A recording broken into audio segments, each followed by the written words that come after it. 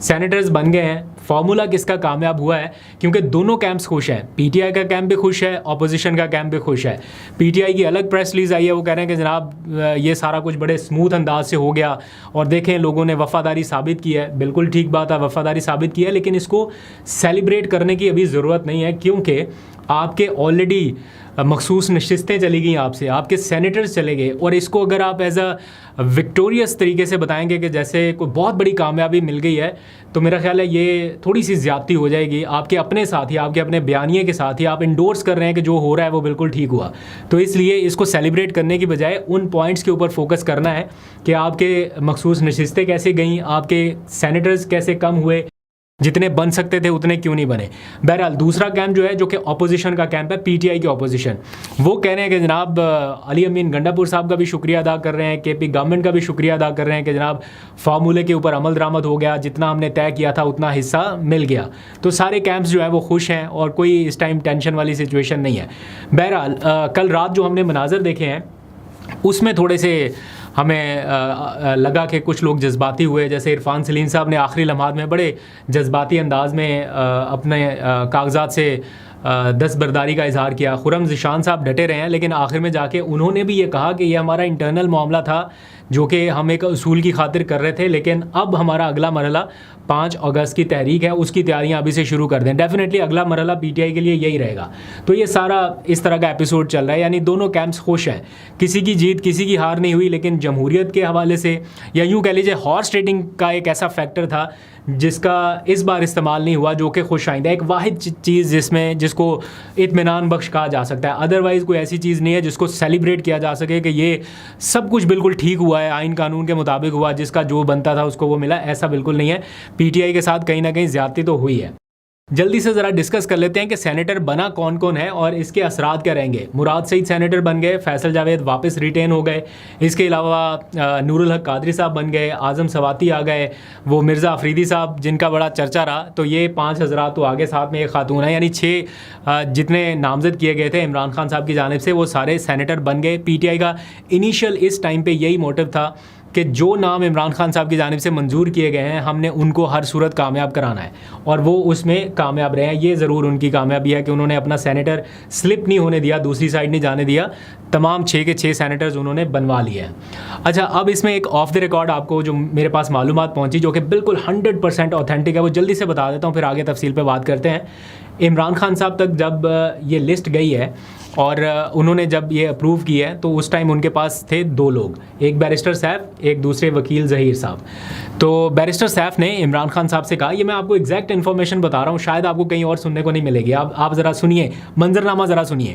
Barrister Saif ने इमरान खान साहब से कहा कि जो नाम आपने मुझे कंफर्म किए हैं, ये ज़रा ज़हीर साहब के सामने भी आप रिपीट कर दीजिए, ताकि एक एविडेंस हमारे पास और हो, इन केस बाहर जाके हमें बताना है या कुछ करना है तो इनकी गवाही ज़रा काम आ जाए। तो इमरान खान साहब ने कहा कि नहीं, तुम रिपीट करो। तो ज़हीर साहब के सामने फिर बैरिस्टर सैफ ने वो सारे नाम रिपीट किए एंड कंफर्मेशन हो गई, दोनों के नाम मैच हो गए और दोनों बाहर चले गए। फिर बैरिस्टर सैफ ने पहले ब्रीफ किया बाहर आके पार्टी के कुछ लोगों को, एंड देन फिर ज़हीर साहब जो वकील हैं उनको फिर स्पेशल इन्विटेशन पे बुलाया गया। चूँकि वो लाहौर से मेरा ख्याल आते हैं, उनको ख़ास तौर पे बुलाया गया कि अब आप भी आके पार्टी के लोगों को बताइए कि बैरिस्टर सैफ साहब जो बता के गए हैं वो ठीक है या नहीं। तो फिर उन्होंने सारे नाम टैली किए और फिर पीटीआई की पार्लिमानी पार्टी ने कहा कि जब इमरान खान साहब ने ये नाम बता दिए हैं, हमारे पास 2 कन्फर्मेशन आ गई हैं, तो दैट्स इट। इसके बाद ये सारा प्रोसेस हुआ। खैर, अब इसमें बहुत ज़्यादा लकीर पीटने की ज़रूरत नहीं है, सेनेटर्स बन गए हैं। ये ऐसी ऑफ द रिकॉर्ड एक इन्फॉर्मेशन थी, मैंने कहा आपको बता दूँ। अगर कुछ लोगों को होता है ना कि पता नहीं बैरिस्टर सैफ ने नाम गलत ना बता दिए हों, तो ये बात बिल्कुल ठीक है। अदरवाइज़ अलीमा खान साहिबा जो हैं वो स्पेयर नहीं करती, वो इसमें कुछ ना कुछ ज़रूर बात करती हैं, लेकिन उनकी मौजूदगी में चूँकि 2 लोगों ने कंफर्म कर दिया तो वो खामोश रही हैं। अब सबसे बड़ा फैक्टर जो है इसमें वो है मुराद सईद साहब की एंट्री का। मुराद सईद अब सेनेटर बन गए हैं। एक ऐसा नाम है जिसको पीटीआई के कैंप्स में रैंक्स एंड फाइल में बहुत सेलिब्रेट किया जाएगा डेफिनेटली, कि एक ऐसा शख्स जो बहुत अरसे से रूपोश है वो सेनेटर बन गया। यानी यूँ समझ लें कि वो एक बड़े ऐवान के दरवाजे तक पहुंच चुके हैं, लेकिन क्या उनके लिए ऐवान का दरवाज़ा खुलेगा, क्या उनको ये स्पेस मिलेगी कि वो बाहर आके अपनी रूपोशी ख़त्म कर सकें, ये बहरहाल एक चैलेंज रहेगा। जैसे सेनेटर एजाज चौधरी साहब हैं, जब से वो सेनेटर बने हैं वो एक दिन भी सेनेट में नहीं जा सके, वो नुमाइंदगी नहीं कर सके अपने उन लोगों की। इसी तरह मुराद सईद साहब के लिए भी मुश्किल रहेगी, और उन्होंने ऑलरेडी एक बड़ा लंबा टाइम जो है वो मुश्किल गुजार दिया है। आप इमेजिन करें कि ये, मैं अक्सर ये कहता हूँ कि जिन लोगों ने अपने आप को सरेंडर कर दिया ना, जो कई थानों कचहरियों में पेश हो गए, ज़मानतें करा लीं, कभी इधर फिर रहे हैं उधर फिर रहे हैं, उनके लिए फिर आसानी होती है कि चलें वो मंजर आम पे रहते हैं, ठीक है, पेश हो रहे हैं, बेल मिल रही है, ये सारा डे टू डे मामला चल रहा है। लेकिन जिस बंदे ने मुसलसल रूपोशी में रहना है उसके लिए मुश्किल है। आपने कभी मुराद सईद की वीडियो सुनी है, वो किस तरह बात करते हैं, बिल्कुल सरगोशी में विस्पर कर रहे होते हैं कि कहीं इधर उधर आवाज़ ना चली जाए।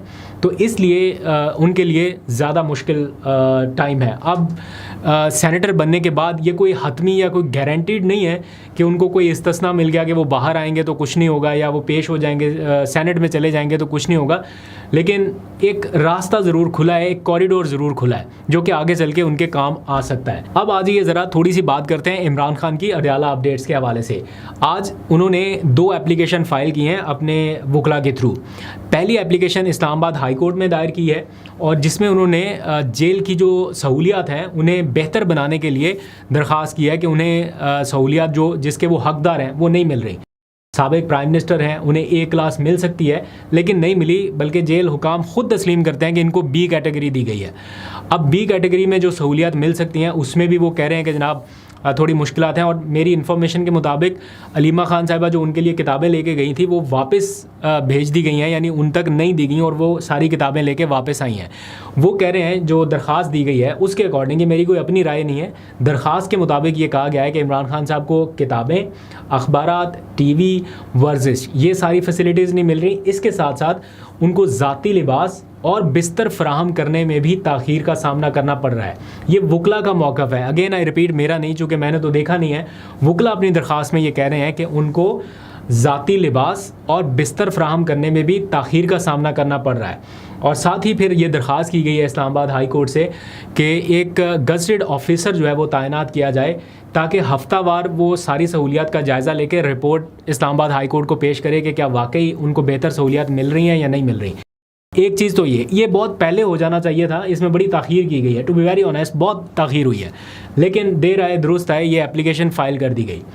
अब दूसरा काम क्या है, इस्लामाबाद की एक मुकामी अदालत है जिसके स्पेशल जज सेंट्रल के सामने एक और दरख्वास्त दायर की गई है, और ये है तौहीन अदालत की दरख्वास्त। किसके ख़िलाफ़?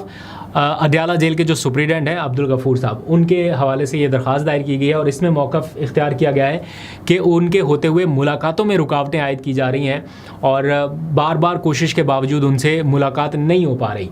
तो इसलिए उनके ख़िलाफ़ तौहीन अदालत की कार्रवाई इनिशिएट की जाए। तो मेरा ख्याल उसके लिए 24 जुलाई के लिए नोटिस जारी कर दिए गए हैं। अब देखते हैं 24 जुलाई को क्या होता है। मीनवाइल कल इमरान खान साहब के सामने ये सेनेट के इंतखाबात के बाद और ओवरऑल ये सारी सूरत बताने के लिए एक मुलाकात होगी, और obviously as per schedule, as per routine जो मंगल के रोज़ होती है फैमिली की और वकला की, तो उसके लिए फैमिली के नाम अलग और वकला के 6 नाम अलग चले गए हैं, जिसमें मैंने देखा सलमान अकरम राजा, बैरिस्टर गौहर और बाकी जो सारे लोग जाते हैं, ज़हीर साहब एंड कंपनी, ये जितने वकला बरादरी है, नईम पंजोता वगैरह, इनके नाम डाल दिए गए हैं। 6 लोग मुलाकात के लिए जाएंगे।